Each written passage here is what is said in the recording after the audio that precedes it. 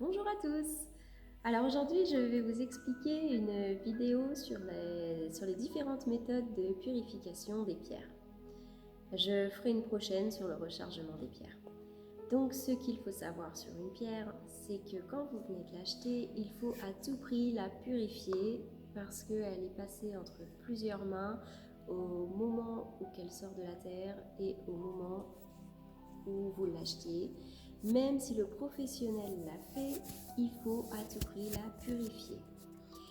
Maintenant, on va passer à quand purifier une pierre. Donc au moment où vous l'achetez, au moment si vous vous en servez pour faire des soins en lithothérapie, il faut la purifier aussitôt, après un soin. Si vous la portez sur vous, une pierre que vous portez sur vous, il faut la purifier à peu près une fois par semaine. Si c'est une pierre qui est dans l'environnement, donc dans l'environnement, il faudra la purifier à peu près une fois par mois.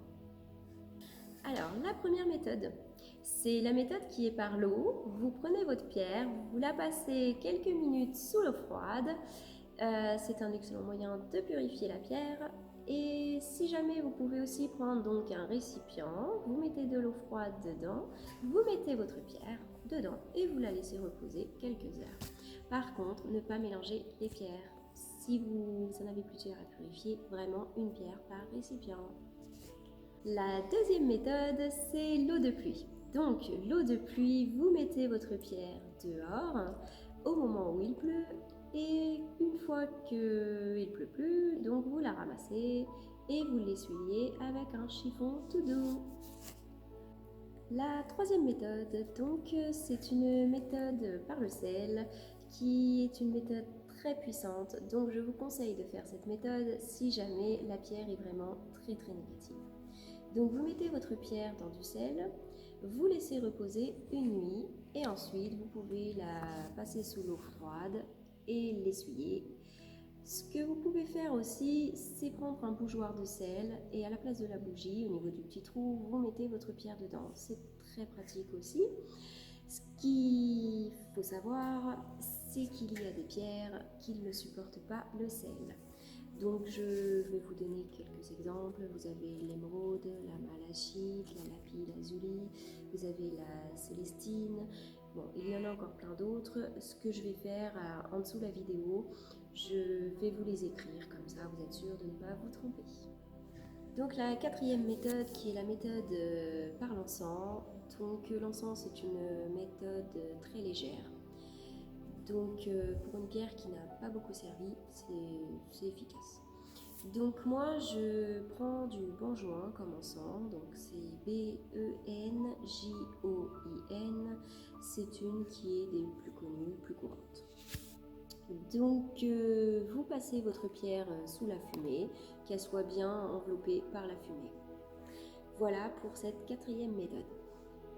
Donc la cinquième méthode qui est de la géode d'améthyste ou l'amas cristallin. Donc moi je me sers de la géode d'améthyste. Vous mettez votre pierre dessus, vous laissez poser quelques heures et la purification est faite. La sixième méthode qui est la méthode de la coquille. Donc la coquille, vous mettez votre pierre ici, vous mettez ce côté-là au nord et vous mettez ça dehors. Donc l'avantage avec cette purification à la coquille, ça va purifier mais ça va également recharger votre pierre. La septième méthode qui est par la terre, c'est la méthode la plus puissante. Donc vous enterrez votre pierre sous 10 à 20 cm de profondeur dans votre jardin ou au pied d'un arbre comme vous le voulez. Et donc vous la laissez reposer une journée voire une nuit. Vous pouvez la laisser également plusieurs jours voire plusieurs semaines si vraiment la pierre est très négative.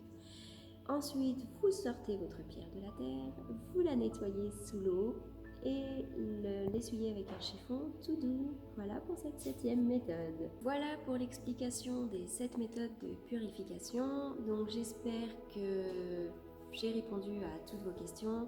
Évidemment, il y a des autres méthodes comme par le souffle, par un bloc halite, par le reiki, par le son. Il y en a plein d'autres, mais on s'en sert moins souvent, évidemment. Donc voilà, si la vidéo vous a plu, vous pouvez mettre un petit pouce ou vous abonner à ma chaîne. À bientôt!